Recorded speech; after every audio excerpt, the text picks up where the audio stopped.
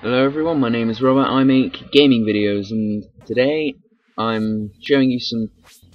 This is a game I downloaded off PSN, and it's quite a good game actually. It's called Pac-Man Championship DX. And I've always been a fan of Pac-Man, and I saw this on PSN. I thought, well, I'll give it a go. I downloaded the free trial and found I really liked it, so I managed to finally scrounge up enough money to buy a 20. I never did understand this. Why have PSN decided to set their cards at £20 or £50? Why not £10? Because I had £10 for a while, and finally I managed to do some chores around the house to get another 10 quid. So I brought a £20 PSN gift card, and I downloaded it obviously, and then I brought this game, which is really good. It's £8, well, £7.99 in UK pound sterling, and I imagine that would equate to somewhere between 12 and 15 US dollars from the US. Sorry if I haven't mentioned a different country's currency. I don't know how any other. I mean, I'm not particularly good on currency exchange on any level whatsoever, but I seem to know a fair amount about the US currency exchange. I don't quite know why, particularly the US, but I don't know. But anyway, enough of me blathering. This is a great game. If you have the money to buy it, I really recommend it because it's a nice break from like first-person shooters, Call of Duty, and all that sort of stuff. It's a nice break from all that, and it kind of takes me back to when I was about 6. I got this like handheld Pac-Man console, and whenever we went on a long car journey, I'd play it for the whole car journey, and I'd have a lot of fun. And this kind of takes me back, so it was really nice of Namco to pimp up Pac-Man for me, because honestly I've had so much fun playing this.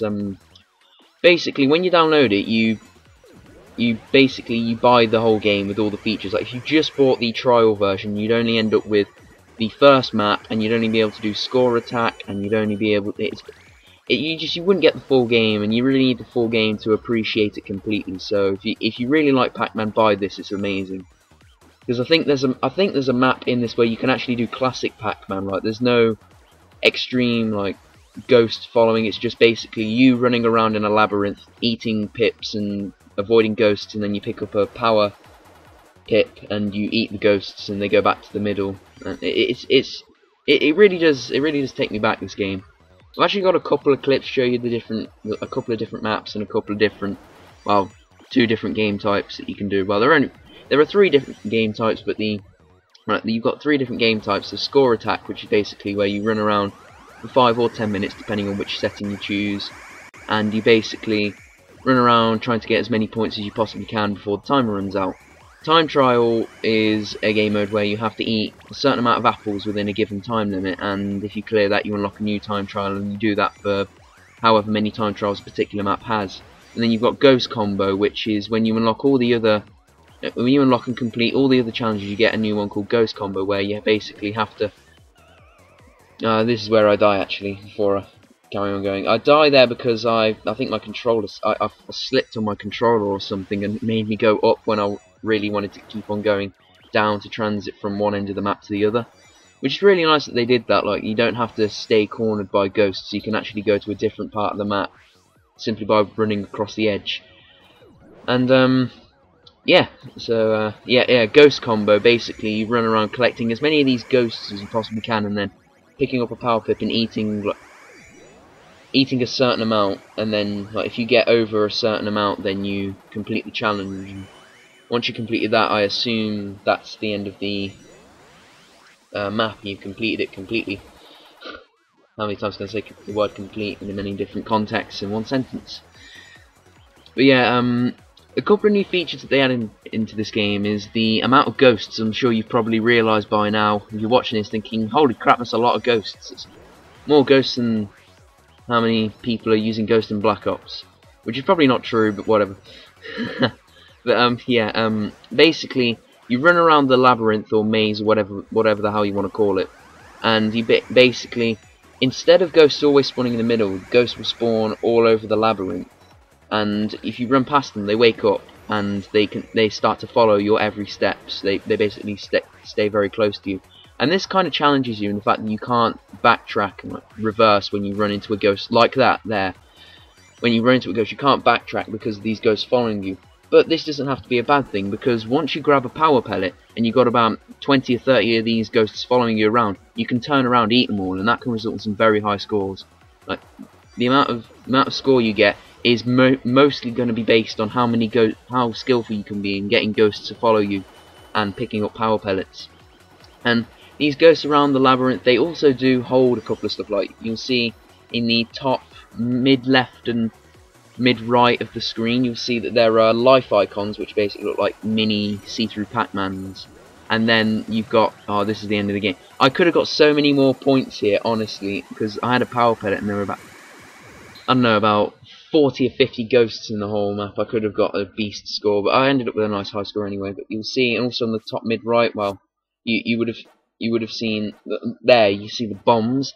If you press R1 or L1, you can use these bombs to basically send all the ghosts back to the middle, give you a bit of a chance to regroup and reposition yourself across the map. And it's actually really useful if you get cornered. This is a little bit of gameplay with some nice Lego visual. This is a bit of gameplay from the map Highway, which is it's a lot more complicated than Championship 2, which was the default map I was playing on. I actually died straight away, but this is a bit of time trial gameplay. Basically, you'll see that the bits of fruit are only apples, and you see on the bottom left and right hand corner, well not corner, but bottom left and bottom right corner of the screen, you'll see that there are collectively a total of 8 apple icon, well, 8 spaces for apple icons to fill in, and basically you have to eat that certain amount of apples within the given time limit. It's a lot of fun time trials are actually, because it challenges you, like especially when you get onto the late ones. Like I think there's like 9 or 10 time trial difficulties per map, and the really difficult ones, like this is I think was number 7 or number 8. It is really difficult because you get a shitload of ghosts to deal with. Like you saw there was about 4 or 5 in the middle as I started, and that can really challenge you. So I quite like the time trial feature. I mean, not as much as I like Score Attack, because Score Attack is kind of like the basic Pac-Man. But all the same, I really do enjoy time trials. And yeah, there you go, I cleared it. I cleared it with 51 seconds to spare, which I think is pretty good. I'm just going to speed up through this because I spent a long time. This is a different map, but it's Score Attack 5 minutes. I didn't really want to bore you with 10 minutes of Score Attack, because it does get quite tedious after a while. Just basically me running around, avoiding ghosts and eating pips, and it's really good. But this is from a different map. It's probably my favourite map in the whole game. This is the map Junction, and it is basically full of map transportation areas. Like you see, there's a lot of parts on the map where you can basically go off the screen and you'll reappear. You'll see I make a really good use of that feature, but you'll reappear on the opposite side of the map, which is a really nice feature there as well. Another good feature they added is that when you're about to get like taken down by a ghost, it slows you down. It slows down the game so that you can basically, it gives you a little bit of time to react, and during this time you can cut the corner really close. Like you can literally squeeze right through a couple of ghosts while you're in the middle of a corner. Well, not middle of a corner, it doesn't really make sense, but you get what I'm saying. Like, I'm saying that you get a lot of time to react. That's what I'm saying, and often during this time to react, you'll realise, crap, there's no way out of here. I'm going to use a bomb, that makes it really useful. But yeah, the ghosts scattered around the labyrinth, they do hold things like power pellets and bombs. You'll see, like there's one to the very left. It looks like it's got an orange thing in its mouth, and that is basically a power pellet it's holding. If you eat that ghost while you're in power pellet mode, you will basically extend your time with the power pellet. And some of them hold bombs, but I don't really think you can see any of those at the minute. But you'll see a couple of them holding blue things in the mouths, and they are bombs. If you eat them, you get an extra bomb to use, which is always handy. And here I died because I thought I was going to transport to the other side of the map, but apparently I hit a brick wall, so I ended up getting eaten by the ghosts that were following me, which it's not really that great. And here is complete and utter power pellet madness. Stupid. I'm stupid. Yeah, you can see that you can get some really good scores just by simply getting loads of ghosts to follow you and then eating them when the time is right. You'll see towards the end of this I start completely spamming bombs, and really I'm just making good use out of them. Like there, you see there was absolutely no way out for me. I was cornered between a trail of ghosts and one ghost sitting well, basically sleeping there. So there was going to be no way I was going to get out of that. So that's where you use a bomb. I'm trying to think of some other. Oh yeah, the other feature that they've added is that if you collect all the, you'll see that the map is divided into two halves, and if you collect all the power, not the power, all the regular pips in one half, it will spawn a piece of fruit on the other half. And if you eat that piece of fruit, it resets the original half, so that you can go and collect more power pellets to spawn another piece of fruit, which is that's a really cool feature that they've added in. But yeah, you can see here. Look, if you look at my score, on a good run of like Ghost Carnage, when you have a power pellet, you can bump your score up by at least 150,000 points. And you get a new set of achievements with this game. Like, they're not particularly hard to get, but one of them is earn 1 million points in 5-minute score attack, which I don't actually do that in this game. I get like 990,000 or something like that. But it's actually not as difficult as it may sound. Like 5 minutes, 1 million points? Are you joking? Nope, I'm not, because the way the point system works is that basically pips will give you a couple of points, granted. Fruit will give you a fair amount of points, but ghosts, they are going to be your main powerhouse in terms of points. So you've always got to be aware that when it comes to points, you're not really going to do as well as if you could eat 1 million power pellets, but at the end of the day, about 30 or 40 ghosts would probably equate to 1 million a million pips. That's the one. I'm really off with this Pac-Man terminology. I didn't really play this for a while, but when I got back into this was amazing. But yeah, the gameplay is kind of coming to a close, but I will keep on talking. So yeah, if you really like Pac-Man, honestly, you should try and buy this, because it's a really fun game. I had a lot of fun playing this. I really did.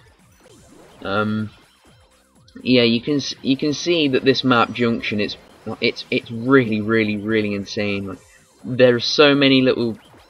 You'll see the power. Talk properly, Robert. You'll see that there are pips and all over the map, and often they make you have to go around the edge of the map, which I really like that. And here I completely and utterly fail. Like, I was desperately trying to get to that power pellet, and I just couldn't direct myself because of the speed I was going at. But yeah, anyway, hope you guys enjoyed. See you guys some other time.